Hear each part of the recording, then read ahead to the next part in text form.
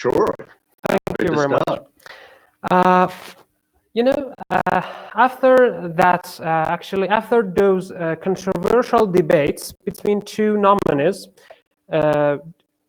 actually Trump and Joe Biden, we are facing another complicated and controversial actually situation, which is caused by the recent events, by the actually election process in the United States. How do you see and how do you consider these situations there? We want actually your point of view, and I will ask you to express your point of view about these complicated situations, somehow so-called complicated situation actually.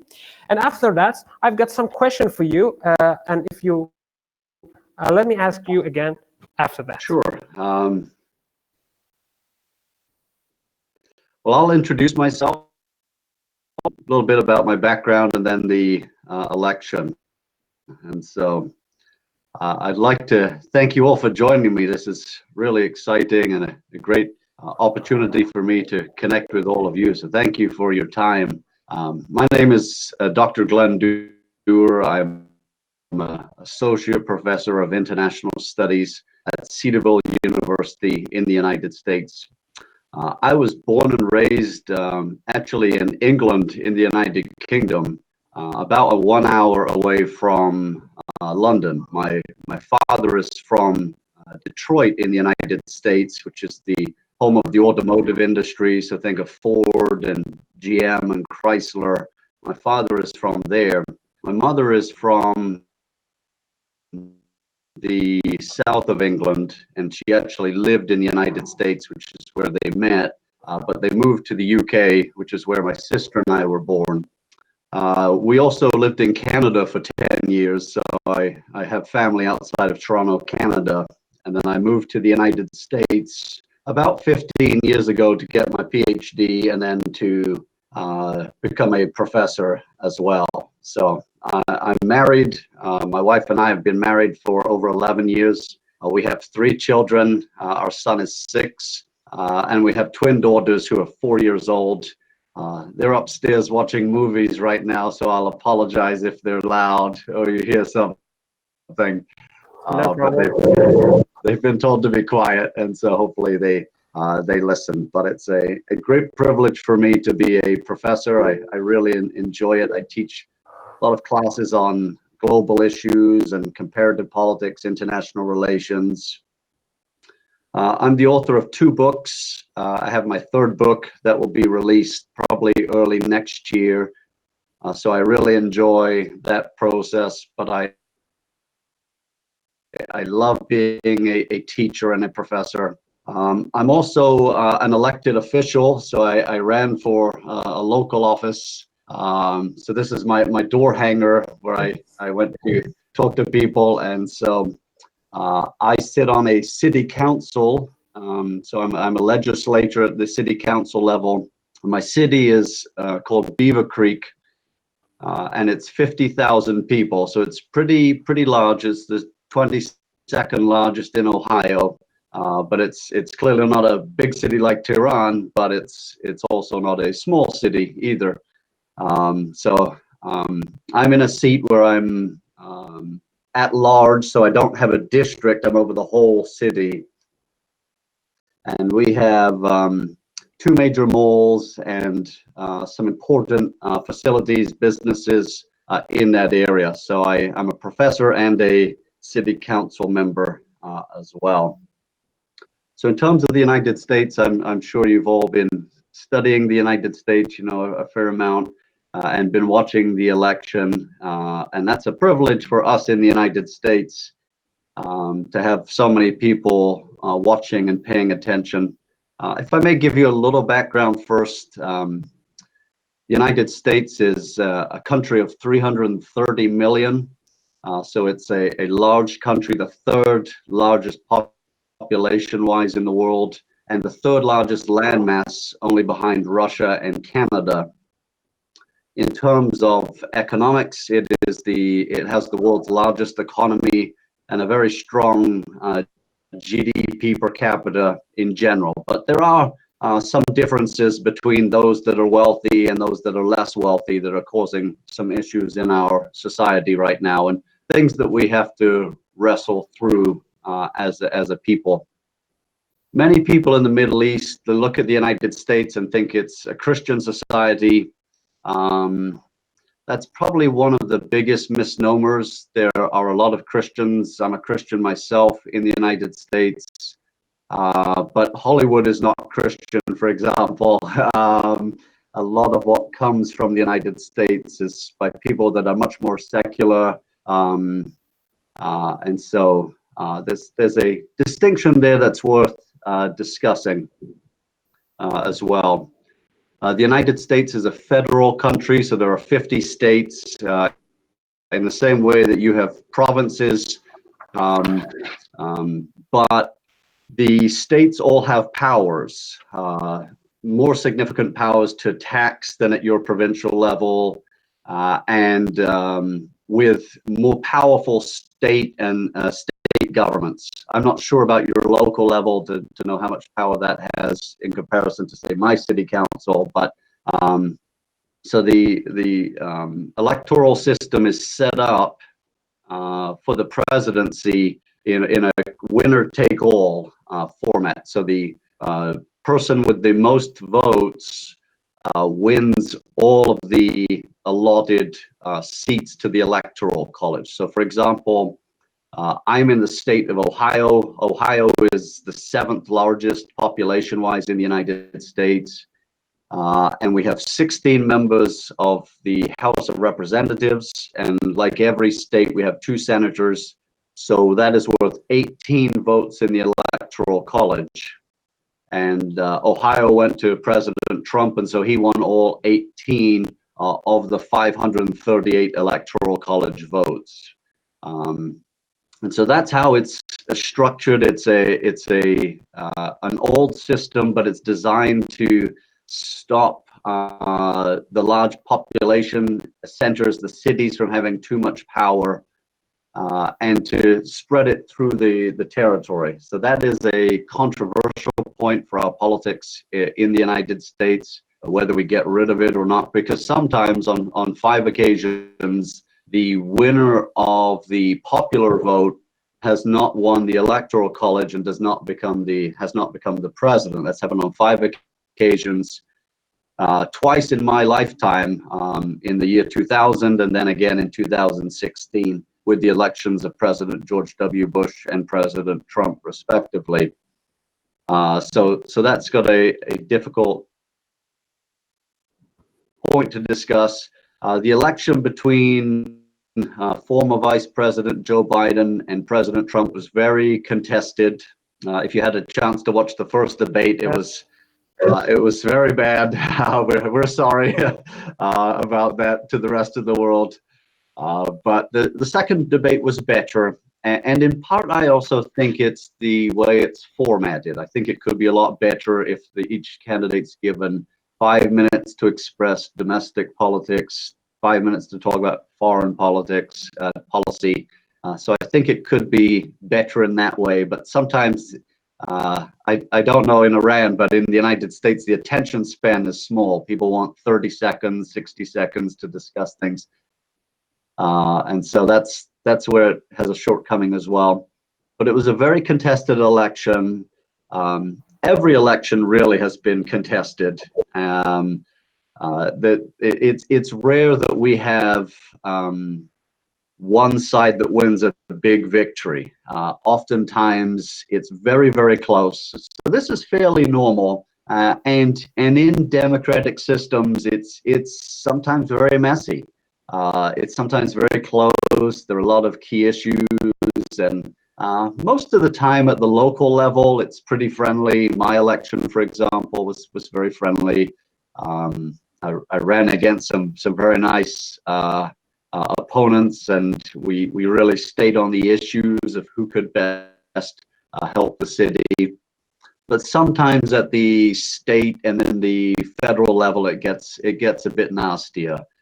And this time it really got quite nasty, although it's not unexpected. Sometimes it goes that way. So right now we still don't know. That is a tough thing.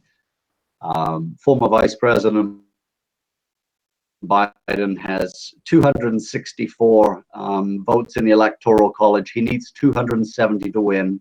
President Trump has 214, but Alaska will almost definitely, well, it will go to President Trump. So he's really at 217.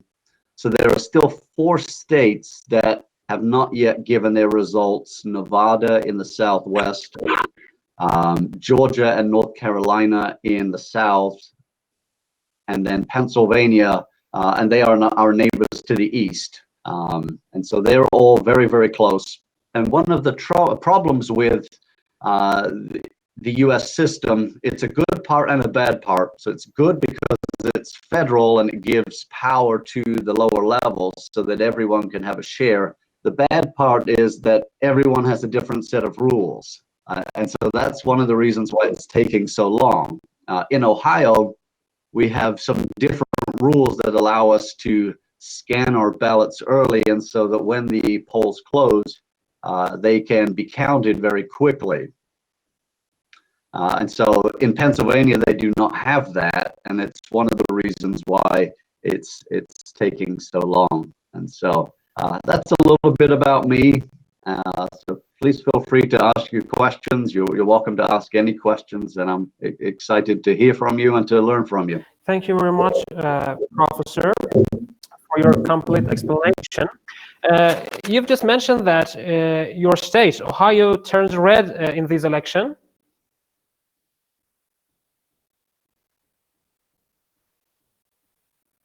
Yes? Yes. Ohio is known as a swing state or a bellwether state. That so we voted twice for President Obama and then once for President Trump, but you can go all the way back. We almost every time pick the right president or the one that wins. So we voted for Trump, then Obama twice, a Democrat, then Bush twice, a Republican, Clinton twice, a Democrat. So our state is very interesting because it goes back and forth a lot. President Trump became very popular because of NAFTA, or arguing against NAFTA, the North American Free Trade Agreement that we have with Canada and Mexico. As I mentioned, my dad is from Detroit, and so that's the home of the automotive industry. But a lot of those factories were also in Ohio. And when NAFTA was signed and when globalization really moved forward, there was a lot of the factories moved.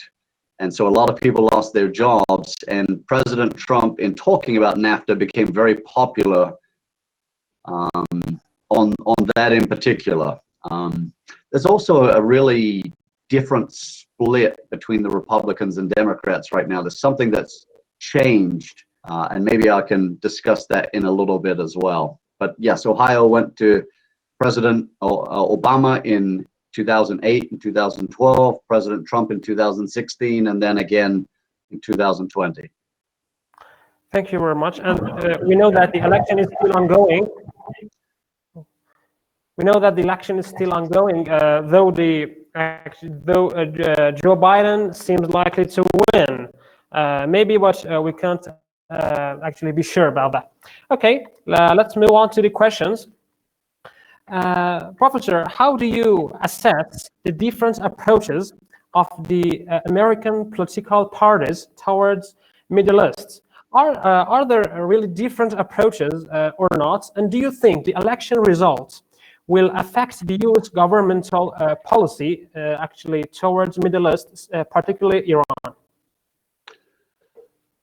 Yes, there are distinct views right now. Although foreign policy is a lot like a big ship, a big boat, where it can move, but it changes very slowly, usually. However, with some presidents, they do want to change things quickly, but with the diplomats, the people on the ground, it tends to be slower. Having said that, on the Middle East, there are distinct views from the different parties. If former Vice President Biden is elected, you can probably expect him to be very similar to President Obama. But at the same time, he's going to want to craft his own foreign policy. When President Obama was elected in 2008 and was inaugurated in January 2009, he was not a foreign policy expert. His foreign policy expert was Joe Biden, his vice president, who had served on the Senate Foreign Relations Committee, a very important committee among the 100 senators, 2 from each of the 50 states. And so in some ways, Vice President Biden was a driver in the foreign policy for President Obama. So you can expect, I would think, some similarities if he is elected. With President Trump, he is a deal maker. He has not looked at foreign policy in a traditional sense. So, for example, he became somewhat angry with our allies in NATO, the North Atlantic Treaty Organization, asking them to pay more money, which they should under the Washington Treaty, the North Atlantic Treaty that started it in 1949. But at the same time, he didn't want to end it. He likes creating a new deal and a better deal and being able to say that to people. So he's become very close with Israel, as with President Bush to some degree. And for him, the Abraham Accord has been a big one with Bahrain, United Arab Emirates, Sudan, Israel. But at the same time, he is a deal maker, and so there's always an opportunity for every country to try and figure out a deal. If we go back to 2017, for example. In 2017, 3 years ago, I was very worried because it looked like North Korea was testing different missiles. President Trump was tweeting. Kim Jong-un was saying messages that were very antagonistic to one another. And then all of a sudden, in 2018, there's an open door.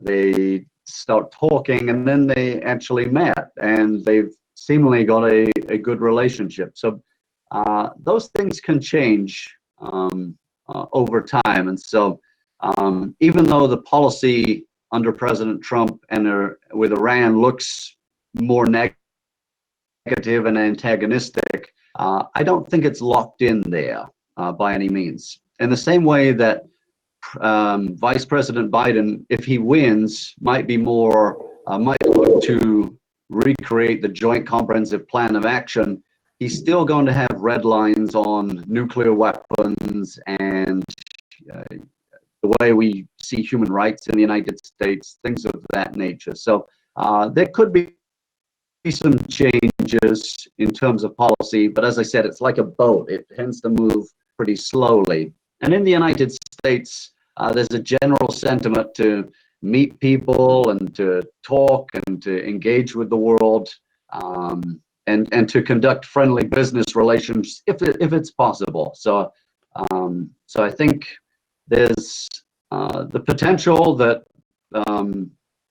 relations could improve, but there's also the potential that relations could get worse in that way. Okay, so you mean that if actually Biden comes to the White House, he will suggest for accepting and coming to the JCPOA again, which actually, and it was interesting, you actually called President Trump as a dealer man, but maybe he is used to getting out of the deal and then suggest to join it. It was something that Iranian people experienced due to the JCPOA, unfortunately. Yes, and so my parents live in Canada. I have friends in Mexico. Many were worried about, well, what's going to happen to NAFTA, the North American Free Trade Agreement, because it's so friendly to all the countries. They've all increased their economic output. And so many people were worried, but it was redone. It ended up being better for the United States, but in particular industries, the automotive industry, as well as in agriculture. And so sometimes that's the way he operates. He wants a better deal or to make changes in areas.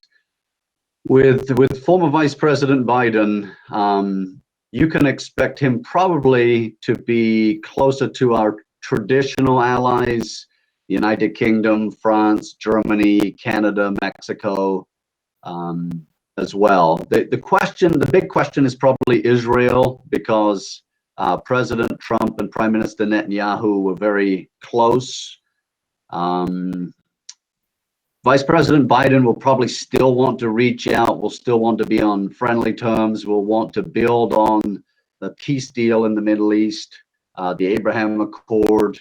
But it is tough to know, because there's a lot to do at home. The economy, the coronavirus is becoming quite bad in the United States. It's not really too bad where I am right now. The cases are still fairly low. I've been healthy the whole time. My family's been healthy, but it is getting a little closer. So I also pray that you're all healthy and safe. I know you had a tough time in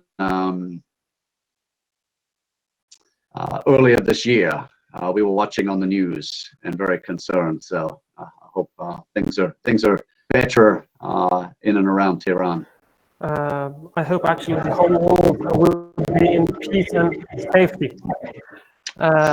Okay, there is some noise here. Maybe some microphone is on. Would I ask the other audiences, please, to turn off their microphone? Okay. Professor, we are watching some demonstrations in the United States these days. The question is, what is the main demand of the protests in America, and how will the U.S. political and security structure is gonna actually deal with these situations? Yes. So we had some protests in my city, in Beaver Creek. So I've had to make decisions on this personally, because there are some important demands and issues within the society that need to be better figured out and resolved. So we had 3 protests around one of our big stores. There's a Walmart store in Beaver Creek, and one of the protests became a little concerning because the protesters kept walking in the street in a very busy area, and they weren't supposed to go there. And so the police actually had to get involved and to kind of push back a little bit.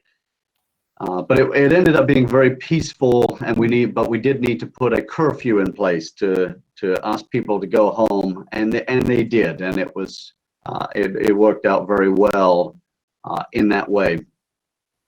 And so let me go back to talking about the federal system in the United States. Again, 50 states, each with different laws. They're similar because they can come through the national level, but they can be a little bit distinct at the state level. And then each city or municipality, town, village has its own police force. So all the police officers are local. So that generally works out very well because the police officers work in the community. They're from the community, they know people, and generally things are very good.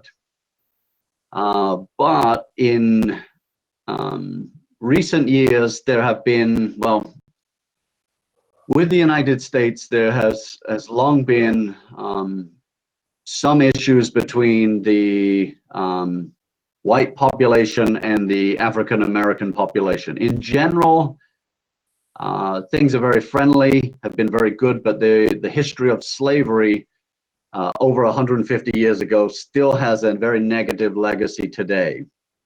And in some areas, young African-American men,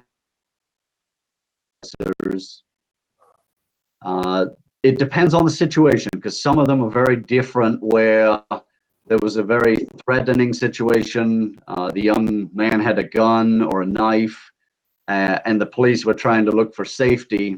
But there have been some other situations where the police have sometimes overreacted or haven't had the proper documents or warrants to enter a home, things of that nature, that have caused real problems. And so the Black Lives Matter movement has been at the front of protesting, and they want changes within the police, kind of broad changes. Now, the trouble there is the changes that they want in Beaver Creek, for example, in my city, we've already done all of them. So there's nothing really we can change other than maybe having a panel of citizens to talk about issues. So, for example, there's one that says police cannot do a chokehold. So it's kind of a chokehold like this, or with George Floyd, the knee on his neck, if you remember those very disturbing pictures. We've never allowed for anything like that. And so some of my constituents have come to me and said, well, can we make these changes? And I say, well, no, because we've never had those issues. But at some different levels, in different cities, maybe different states, there are real ongoing issues. And that's why sometimes you see ongoing protests. The danger for us is, in the United States, is many people really support the police, back the police. They're the changes do need to occur, but some cities have made they have not made the best policies, or have not kept track of some bad police officers. Generally, 99% of the police officers are very good, but sometimes occasionally there are some bad police officers that have some racist views, and they're sometimes corrupt. It's minimal and can be pushed out, but if a city council or a state legislature is not paying attention, sometimes those issues can fester, and that's what we've seen as well. So we may actually will see some bad sin again due to these bad police officers you've mentioned, who are actually in minority of. Thank you very much. The next I will ask. Actually, I ask the other audiences if they wish to ask some questions. Please write your questions down to the chat box, and at the end I will try to read them. If we have time at the end, okay? Professor, 20 years ago in 2000s, that you have mentioned in the introduction, yes. Correctly, yes, the United States was in a similar situation like today. The George W. Bush's rival, I think it was Al Gore, I think, he was actually elected by the people. But when they go to the Supreme Court, the Supreme Court warrants the warrants was issued against him at the Supreme Court, and he wasn't elected. And after that, he actually tried to keep people calm, invite people to being calm, invite people to keep being united, and never try to actually, try people to protest, lead people to negotiate more and more about that. How do you see the actually similarities between these two situations? Are they comparable or not? Of course, they are not. They're not identical in an exact way, but maybe there are some similarities or differences. Yeah, it's a very good question. So in a democratic system like the United States, there are times when it's very close, and very contested. So this is not the first time it's happened in the United States.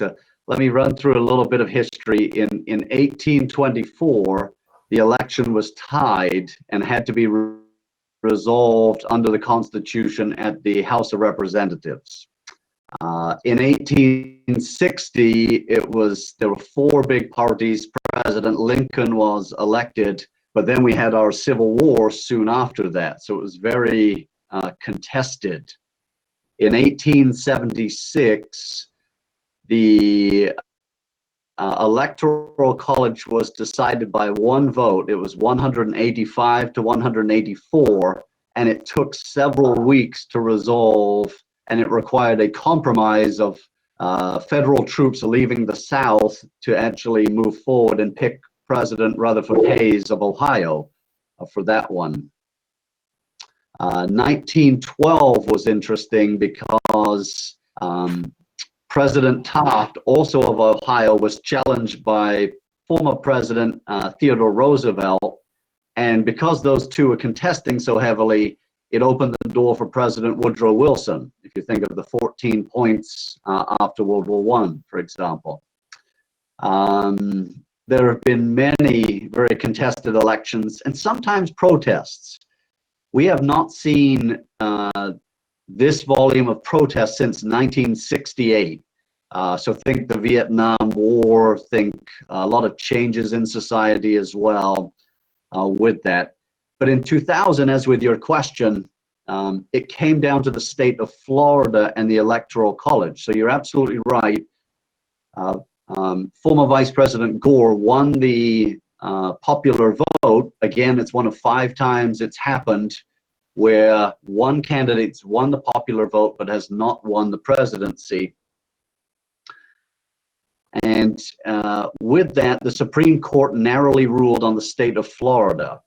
There were ballots with hanging chads, so they used to have punch cards, and the debate came over whether or not the chad, the little hole, was pushed through all the way.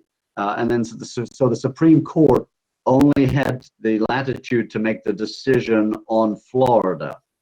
And so then Governor Bush ended up winning Florida by 529 votes and won the presidency as a result. But it was very, very, very close. And this one is like it. And like you said, he urged his supporters to remain calm, to let the process work its way out. It was a friendlier time as well. It's not to say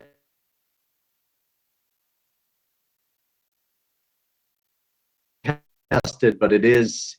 There have been more protests in the United States, and it's less friendly than it has been from any time since 1968. So I'm a little worried.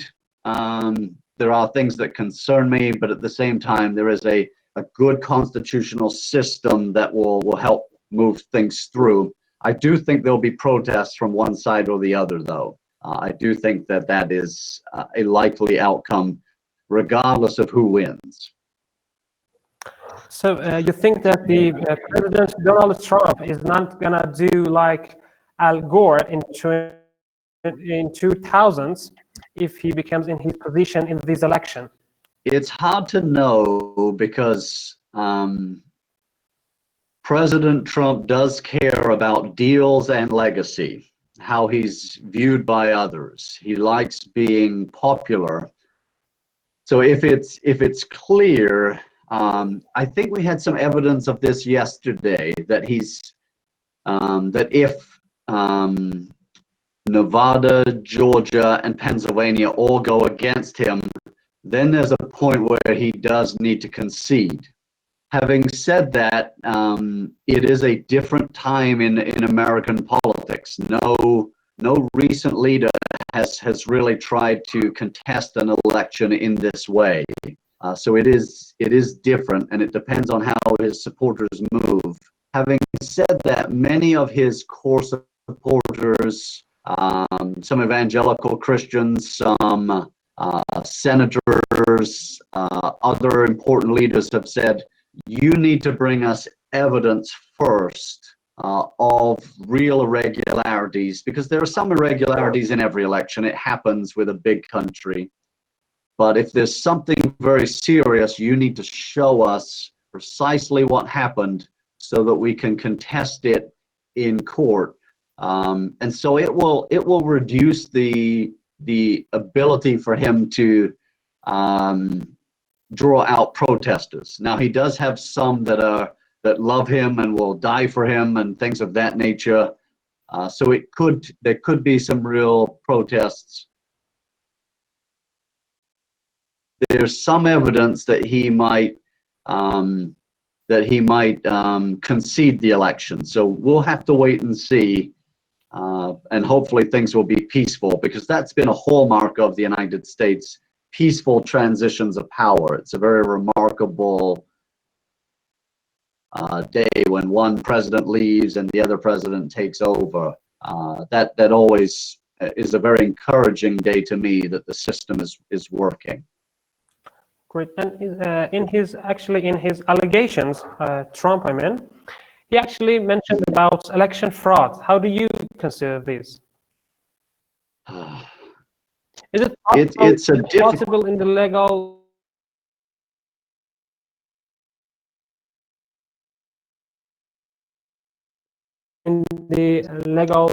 fraud? Structure of the Electoral fraud is very rare.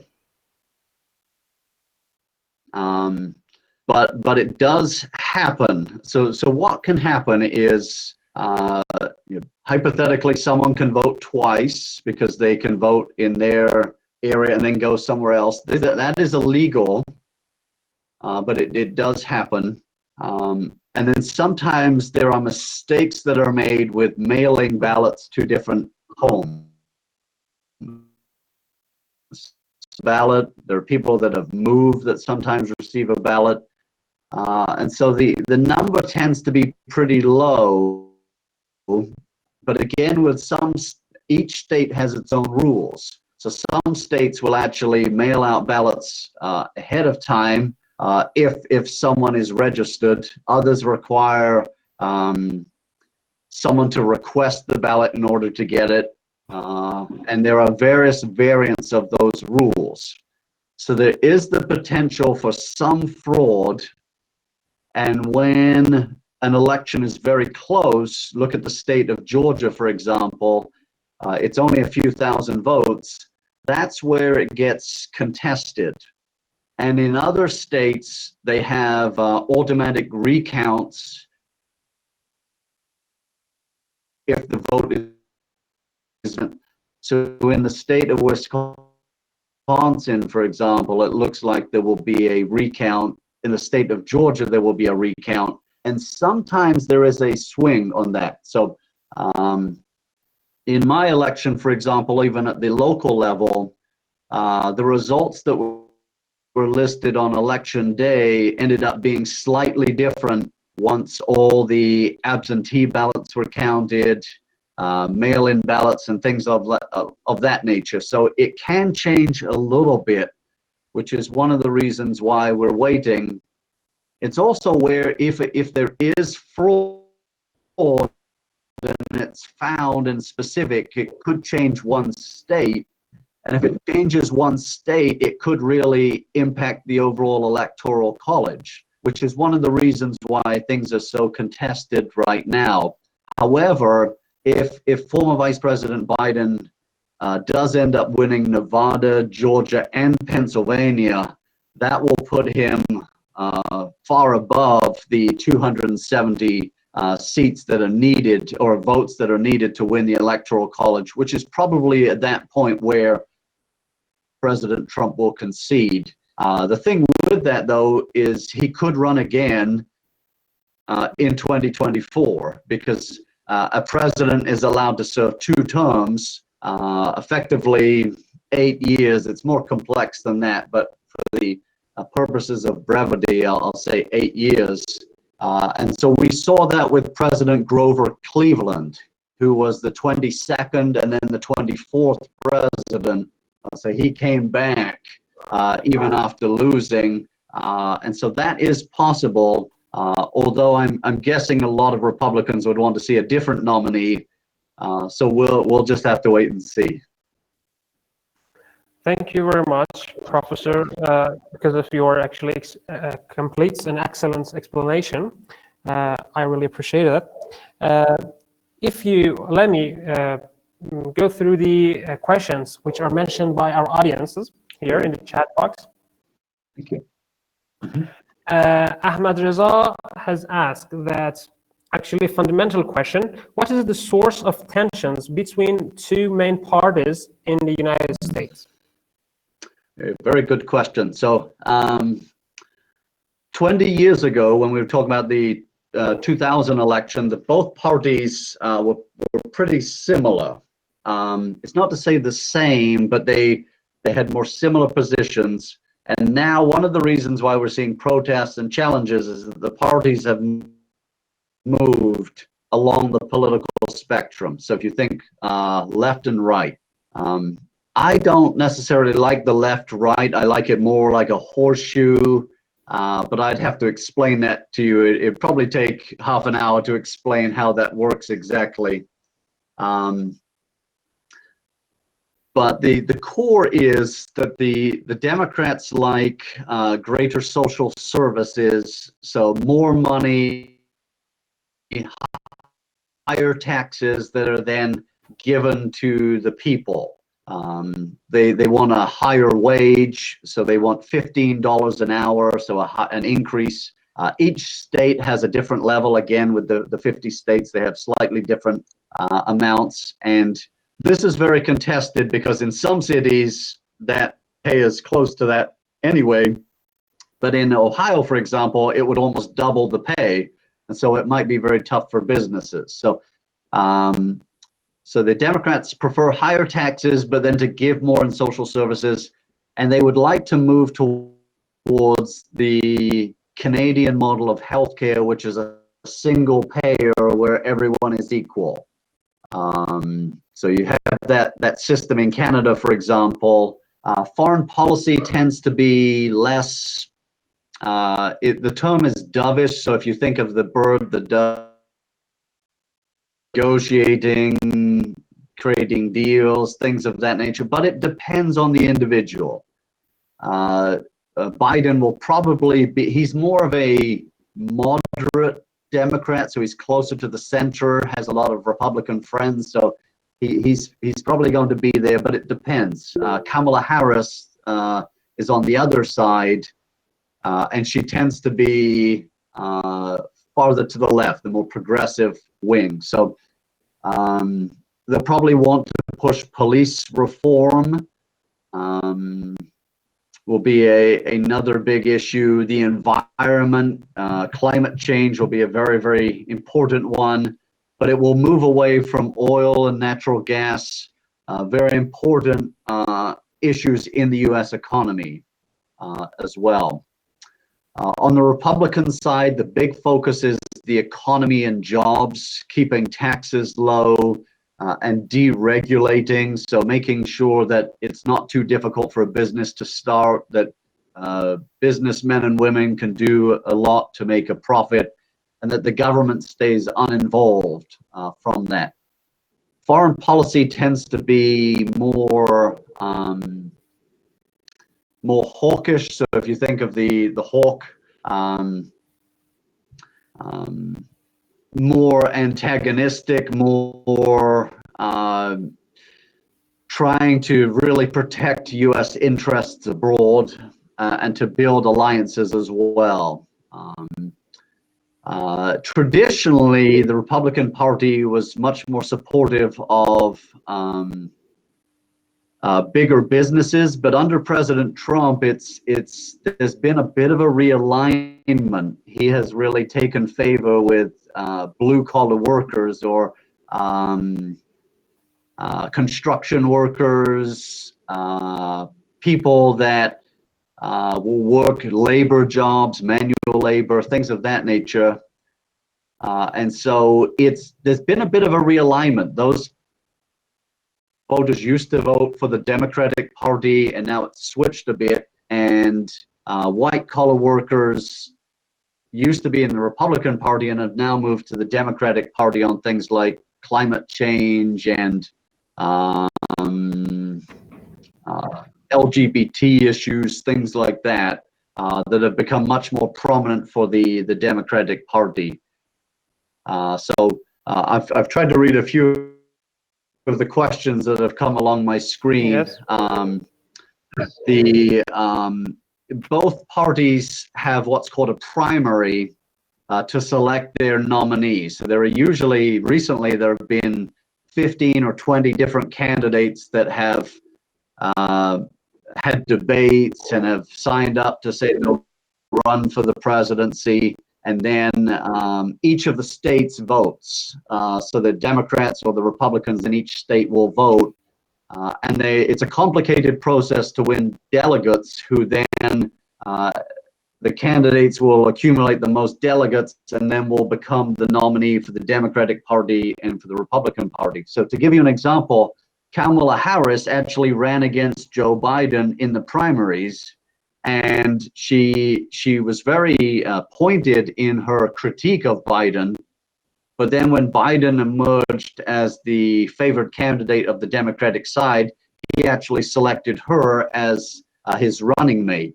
And so sometimes that's how it works in the system to try and keep an opponent close, or someone that's like-minded that they can work with as president and vice president. So that's a bit of the backdrop there, and a bit of the distinction between the parties. It gets much more complicated than that, but that's a quick overview between the two. So another question that came up was, how will Biden deal with the economy? He will want jobs. He will want an improvement in coronavirus, but he will probably have higher taxes, and then some of those monies will go to social services, healthcare, unemployment, things of that nature, much more so. But if he wants to be reelected, the economy has to be strong, jobs strong, etc. However, he's probably more likely, he said that he will have a national mask mandate for coronavirus, so everyone will have to wear the face covering there, which President Trump has not done. He wants each state to make its own decision and to give a lot more localized autonomy and decision making with that. So the economy might hurt a little bit under a Biden presidency early on, because there could be a greater lockdown. So we'll have to see if he does win. Yes, of course. Thank you very much, Professor. Actually, if you have time, just another question. And okay. So Ahmad Reza just mentioned that. What is the source of? Amir Reza just asked about the Biden. He just asked, do you think that Biden is going to make change in U.S. relationship with Saudi Arabia? That's a very good question. It's difficult to know. The United States has traditionally had a very close relationship with Saudi Arabia, especially on oil.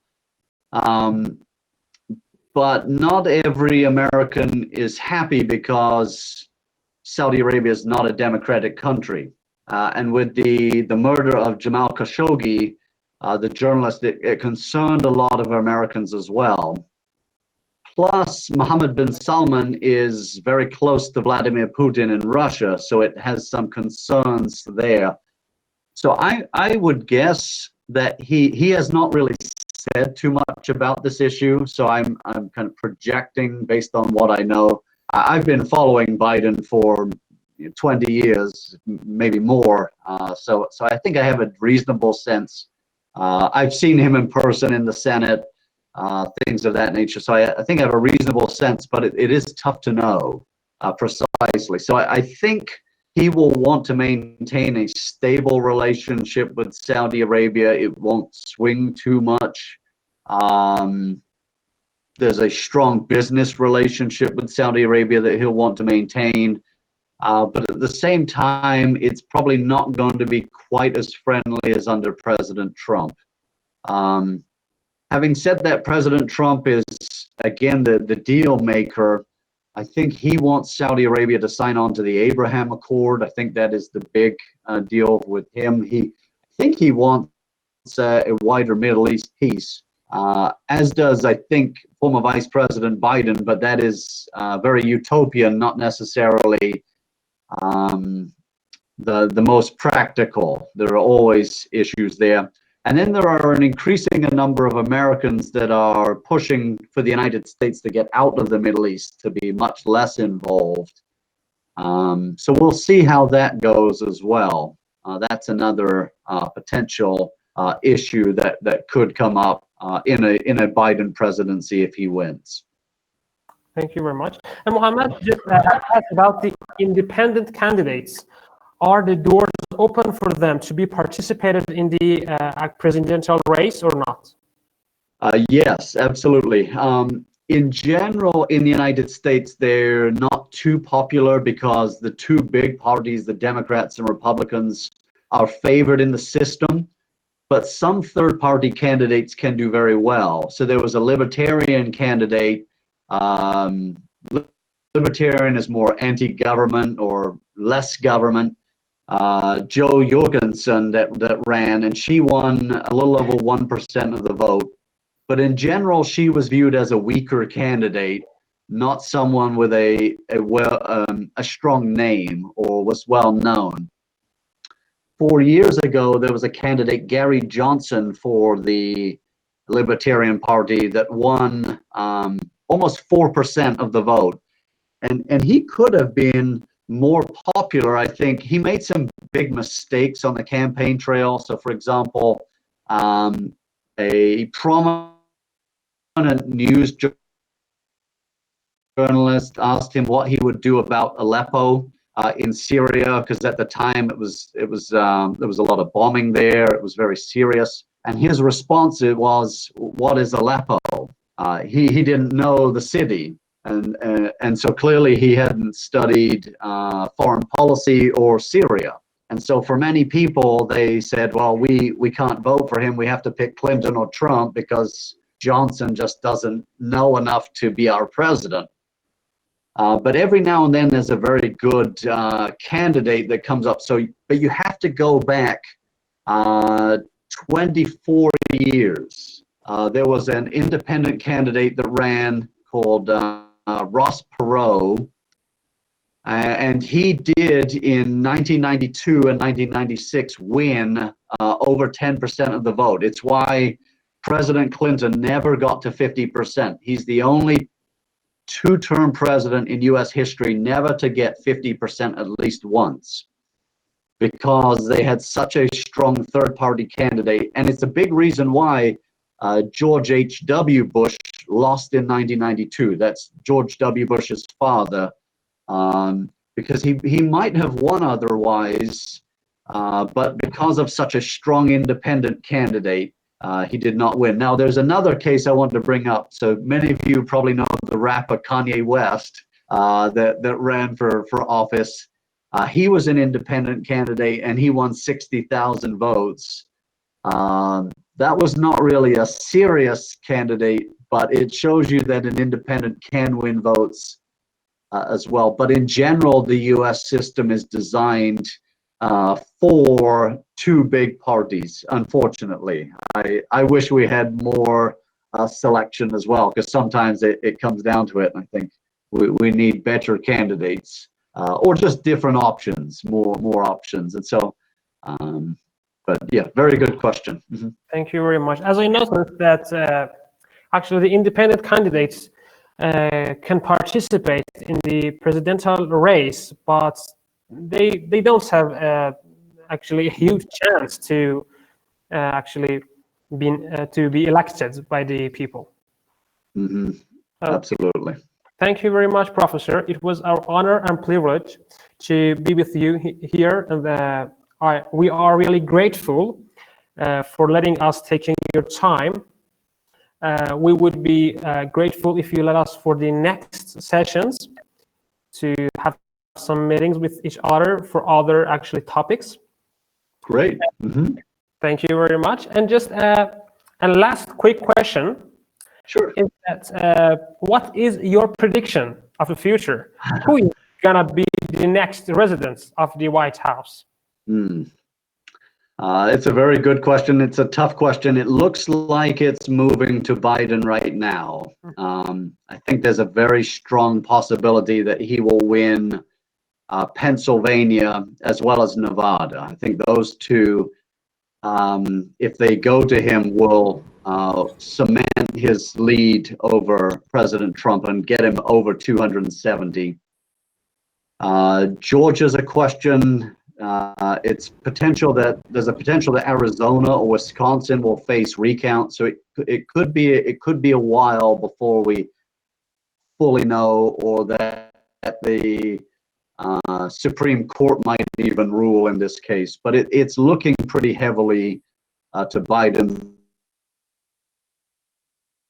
And I think, again, if President Trump can show his supporters fraud, and really specifically, then it will become an issue. But right now, the evidence is not yet there.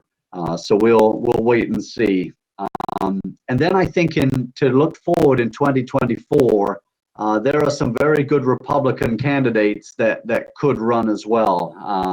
Nikki Haley, a lot of people are excited about her. She was the former governor of South Carolina, and then U.S. ambassador to the United Nations. She could be a very strong contestant. Vice President Mike Pence might also run. His name has been suggested. Secretary of State Mike Pompeo might run. And some senators like Lindsey Graham, he could run. Ted Cruz. People that we saw in 2016 will likely reemerge in 2024 on the Republican side. The other big question is whether Joe Biden will serve his whole time, because he's about to turn 78 years old. So he is getting older. And so many people are speculating that Senator Kamala Harris will take over at some point, or maybe that Biden will serve one term and then Harris will serve. That's speculation. My guess is that Biden will serve as long as he can, but some people are suggesting that there could be some changes that happen pretty quickly in American politics. Great, and we're looking forward to actually hearing good news from United States. Thank you very much, Prof. You mentioned something that I didn't ask. You can mention or share your opinion or anything to say. Yeah, thank you. No, I think I covered a lot. In a contested democracy, this is a challenge, but it's also the way that the system is working out. So a lot of Americans are anxious as to what's going to happen. I do think there could be some violence, but it'll be resolved and fairly minimal, hopefully. But we'll see. Our police officers, our FBI forces do a very good job. Many of my former students are in those agencies, and they are very good people, very trustworthy, honest. So they will do their job well. So I'm confident that we'll move forward as a country. But it is a difficult moment. I am concerned about some of the protests and it getting larger. So we'll see. But hopefully peace will prevail and the Constitution will continue. Great, thank you very much, Professor. We're waiting for another session to actually meet you. Thank you very much, and have a great time, have a great vacation with your family. Thank you very much. Dude, thank you for having me, and good to see you all. Thanks. Thank you. Thanks. Have a great day. You too. Thank you.